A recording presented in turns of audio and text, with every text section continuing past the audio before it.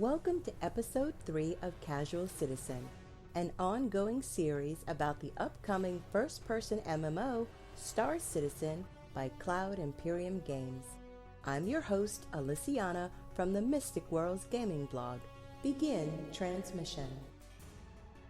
This week's episode will take us into the realm of actual game content as we discuss what's available for playtesting. Sit back, relax, and enjoy. What version of the game are you playtesting? One of the first things to understand about playtesting Star Citizen is that there are two different environments. We have the private test universe, commonly called PTU. This is where new content and changes are released to a subset of the backers for testing. Testing on the PTU allows development to ensure that they don't introduce game-breaking defects to the other environment for playtest called the live server. As a backer, you are not guaranteed access to the PTU. The subset of players invited to PTU changes based on how wide an audience they feel they need to participate. The duration of the PTU also varies depending on the number of issues found and how long it takes to fix them. When and if you are invited to playtest on PTU, you'll receive an email from CIG explaining how to participate. The live server is the version of Star Citizen that is available to all backers who own a game package. Live content has already undergone playtest through the PTU and was deemed appropriate for wider consumption. In general, when people are discussing game mechanics and what there is to do in Star Citizen, they're discussing the live version. If not, they'll preface that it's PTU. Likewise, if you encounter an issue or have a question, make sure you're clear in distinguishing between PTU and live. One of the ways in which development teams keep track of content included in a particular release is by using version numbers. Star Citizen is no different. The content on the PTU has a version number, as does the live server. In general, the PTU is further ahead than live because it's where content is released first. For example, the PTU is currently at 2.1.d, while the live server is sitting at 2.0. This means that not only did the 2.1 version of the game get published to PTU, but it's been updated 4 times, A, B, C, D. Additionally, no version of those changes sitting on the PTU were deemed stable enough to publish to the live server, and we know this because the live server is sitting at 2.0. All that said, it's important to know the distinction between PTU and live when you're asking for help. People generally need to know the version number too. This is especially true when discussing issues on the forums, Reddit, or reporting bugs on the issue council. Now that we've gotten the basics out of the way, let's discuss the content that's currently available on the live server. The Hangar module. The Hangar module was the first part of the game released to players for playtesting. Historically speaking, it's also the first place a ship shows up in the game. Ships are made hangar ready before they become flight ready, something we discussed in episode 2. When you purchase ships beyond the one from your initial game package, you must add them to the hangar yourself. This is done by using the My RSI option on robertspaceindustries.com. After clicking My RSI, click the hangar link. From there, you'll see the different hangars you have access to and all of the items that you've purchased that can be displayed in a hangar, such as your ships. Click the Configure button to change to a different themed hangar, or drag and drop ships available on the left to where you want them in your hangar on the right. Depending on the ship size, multiple ships may fit into the same bay. The number of bays in your hangar will shrink and grow to fit the number of ships you have placed into the hangar configuration. When you're done changing things around, click Save. These changes will be reflected in the actual game the next time you enter your hangar. In addition to previewing ships before they're flight ready, the hangar allows you to customize flight ready ships. Each hangar contains a holotable. This is a 3D interface that can be used to customize your ship by changing weapon loadouts, shields, etc., and applying different paint jobs where applicable. Be aware that these configurations made using the holotable do not persist past your current gaming session. The next time you log into the game, you'll have to set up your ship loadouts again. This is not the long-term intention. The ability to permanently save changes you've made will be implemented sometime after persistence is added to Star Citizen. In the not-too-distant future, I hope, the features needed to invite other players into your hangar will also be incorporated. This will be a great way to group up with friends in multi-crew ships and discuss the layout and various roles you'll each play before doing so in combat.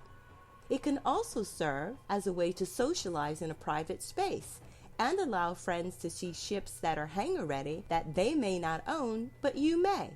I'm really crossing my fingers that this feature is available alongside the much larger ships being made hangar ready. Players are speculating that the Starfarer may be the next large ship made hangar ready. I'd be very happy if inviting people into my hangar is unveiled at the same time. SimPod. The SimPod is used to access simulation modules such as Arena Commander and Star Marine when it becomes available for playtesting. From a lore perspective, these are games within the Star Citizen universe that citizens play. For us, they're modules designed to test very specific game mechanics. Arena Commander supports testing flight and ship combat mechanics. Star Marine will be used for playtesting FPS. The SimPod is one of the ways in which you can access these modules. Another way is through the game menu that was recently added. The new menu simplifies moving between playtest modules. To access the game menu, press Escape and choose Main Menu. Character Loadout. You can change the armor your character is wearing by accessing the character loadout platform in your hangar or by pressing F6.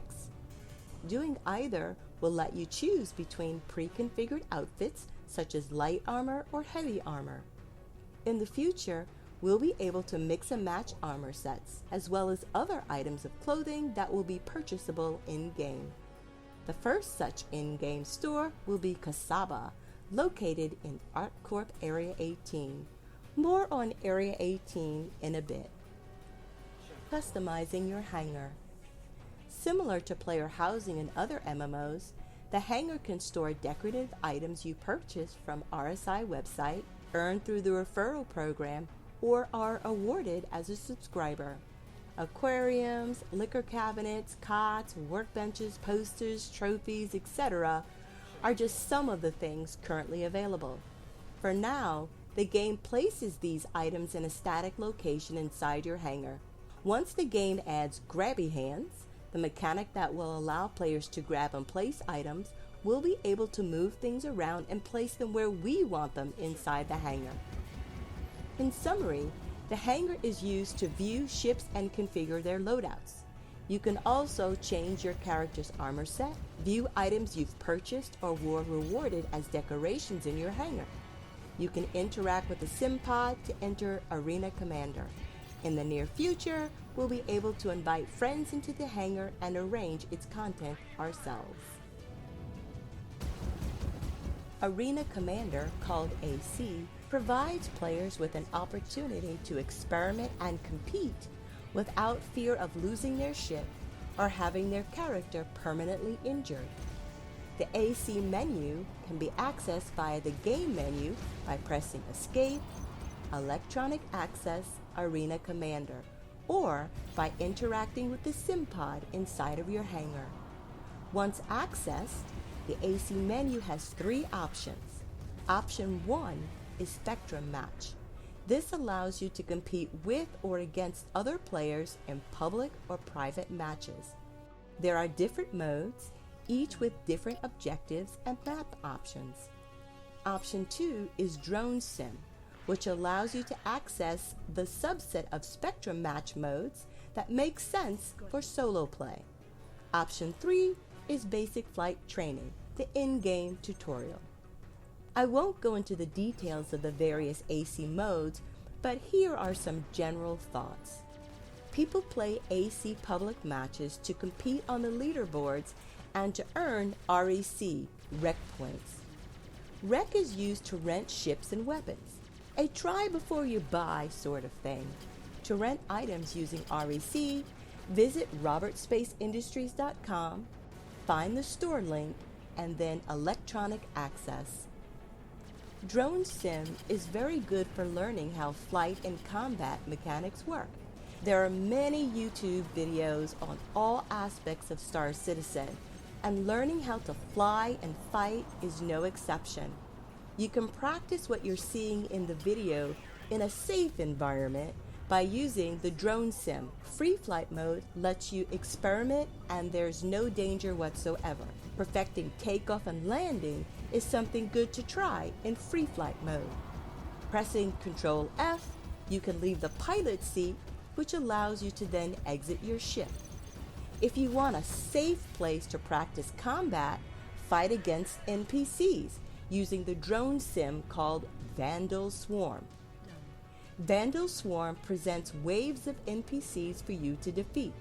You can gauge your improvement by how long it takes you to complete waves and how many waves you can complete before your 3 lives are depleted.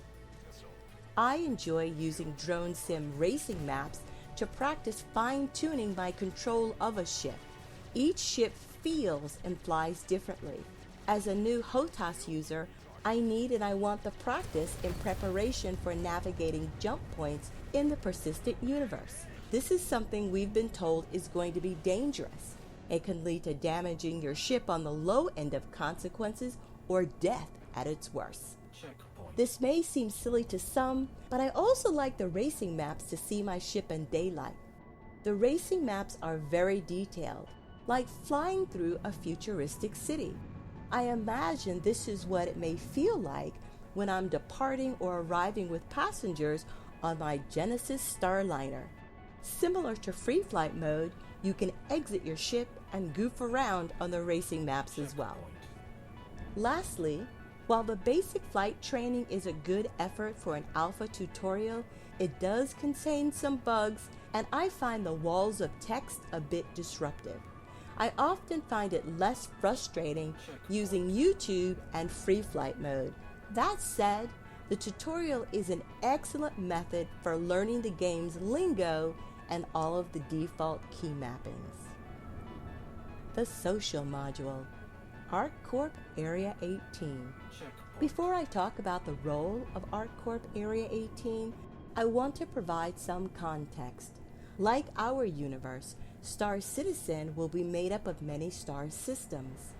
Within a star system, such as ours called Sol, there is of course a star, our sun, and planets that orbit it, like Earth. Those planets may have satellite celestial bodies of their own, like Earth has the moon. Stanton is a star system within the fictional universe of Star Citizen. ArcCorp is one of 4 planets within that system, and Area 18 is a landing zone on the planet ArcCorp. From a playtest perspective, Area 18 is being used to test social features of the game. It's our first look at the types of content we'll find planetside.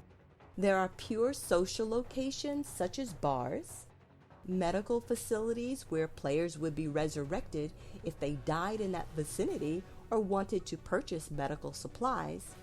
In the future, we'll be able to customize our characters' clothing by shopping in various clothing and weapon stores. There are job boards where you can receive missions, accept fulfillment orders, or take requests to ship cargo, etc. Planetside landing zones is where players will connect with each other and the NPCs, carrying out the everyday activities that keep the society humming. For now, there's not a lot to do in Area 18, but it's still a must-see. I've yet to visit the area and find it empty. It's definitely a fun place to explore and get a taste of what's to come. You access Area 18 by entering the elevator in your hangar. The location of the elevator varies depending on your hangar, but it's usually not too far from where your character appears when you spawn in. Once inside the elevator, use the keypad to select and enter Area 18. Here are some helpful functions to know for the social module. To bring up chat, press F10. F11 opens augmented reality or AR, something similar to displaying nameplates you may see in MMOs, but this is way cooler. F12 brings up your contact list. There are slash emotes such as slash salute, slash hello, and slash dance 1 through slash dance 6 will help you get your groove on in the G-Lock bar. Dun dun dun! The persistent universe, Crusader. Earlier I mentioned that ArcCorp is one of 4 planets in the Stanton system, while Crusader is another. Similar to how ArcCorp Area 18 is being used to playtest planetside content, Crusader is being used to test persistent universe mechanics. The persistent universe is where Star Citizen becomes a seamless first-person MMO gaming experience. It's where you can move from a station or planetside location to deep space. Once in space, you can explore, do missions, work on careers and trade professions, engage in combat, all of the above without a single loading screen. Star Citizen Alpha 2.0 contains the first tiny slice of the persistent universe, an area around Crusader and some of its celestial bodies. The map itself is small compared to the intended size of the system. However, it's large compared to other playtest areas available to us. It will take several hours for you to fly from one end of the Crusader map boundary to the other. The Crusader we're playtesting in over the next few months will deviate from the content it will have in the released version of the game. CIG will be injecting space stations, landing zones, and other elements in order to test mechanics and features as they are developed. For example, the planetoid and space station shown in the stunning Pupil to Planet demo is part of the Nyx star system. To playtest the technology, they'll be dropping it temporarily into Crusader and likely remove it once navigating jump points have been added so that we can actually get to Nyx.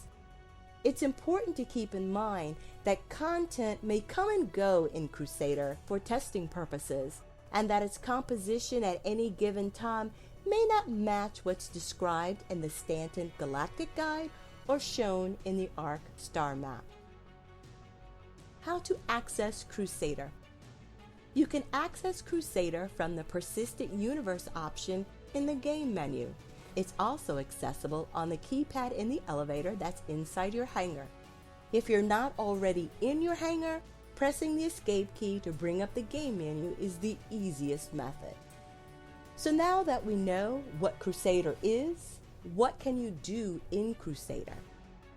There are a handful of activities you can participate in now in the Persistent Universe. First off, when you spawn into Crusader, you're in the Port Olisar space station. You'll want to exit your room and make your way downstairs to the ship deck. Interact with one of the consoles on the ship deck to summon a ship. Remember that the list of ships only includes those that are flight ready and loaners for your own ships that aren't flight ready. Pay attention to the message on the console telling you where your ship will be delivered and make your way there. Security features have not been implemented yet. Once you open your ship, anyone can enter thereafter, and stowaways and ship theft are a thing right now. Similarly, if you leave your ship on the landing pad for a long period of time, I think it's around 10 minutes or so, it will automatically unlock and be up for grabs for anyone who goes inside. Features to control PvP have not been completed. The only location that is safe from non-consensual PvP is Port Olisar, which is an armistice zone. Once you leave those friendly waters, you can be attacked anywhere. Situational awareness is key, as is patience. Most of the trolling and griefing has died down now that the newness has worn off, but it's fairly easy to stumble across trolls in any MMO. Keep in mind that PvP and piracy are a part of Star Citizen. They are a valid playstyle. However, the mechanics to control the where and when, as well as impose consequences, haven't been implemented, but they will be. For now, be patient and take things as they come. Nothing that happens in Crusader is permanent. Nothing. If your ship is stolen or destroyed, make your way back to the ship deck and summon another one. It's that simple. Once you're in your ship, you're free to playtest the following elements. Missions. The basics of the mission delivery system are in place. Visiting the various comm arrays will start a mission event, which has a series of objectives to complete. You can track missions using your Mobiglass, which is accessed by pressing F9. Be prepared for combat. NPC pirates will arrive within a few seconds after you enter the general vicinity. You'll also need to exit your ship and EVA into the comm array, so remember, Control F lets you exit the pilot seat. You can also explore the Kovalek shipping hub, an abandoned space station that's lost its gravity generator, among other things. Collecting data files will tell you the story of what happened there and complete a mission. The ending varies depending on which data files you collected. Be on your guard. You may get shot in the face if you startle someone or run across a trigger-happy player. Cryastro is where you can refuel, restock ammo, and repair your ship. Right now, everything is free, so make use of these services. Eventually, these things will cost in-game money.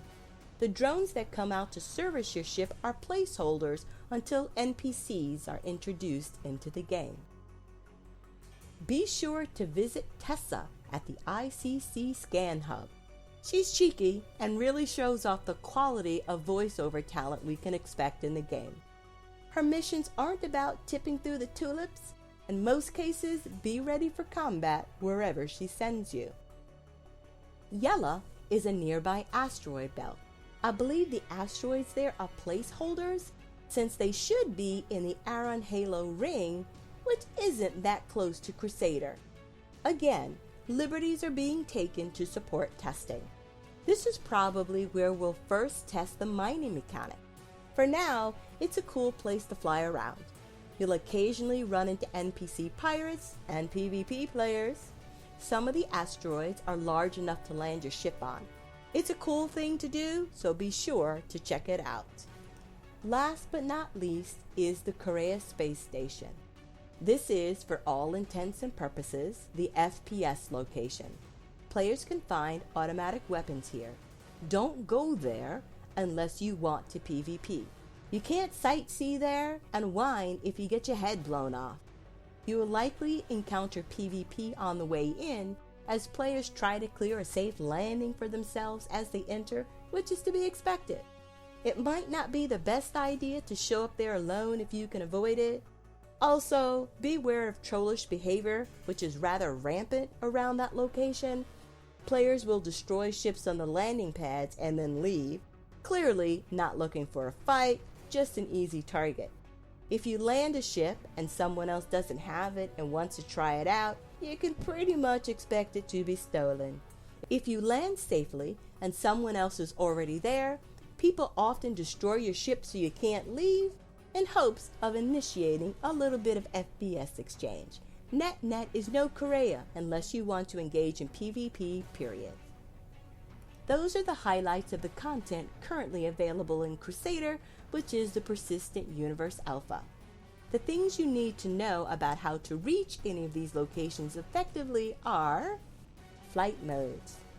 There are 3 flight modes when flying in the Persistent Universe. PRE is precision mode and is for small, slow movements like takeoff and landing.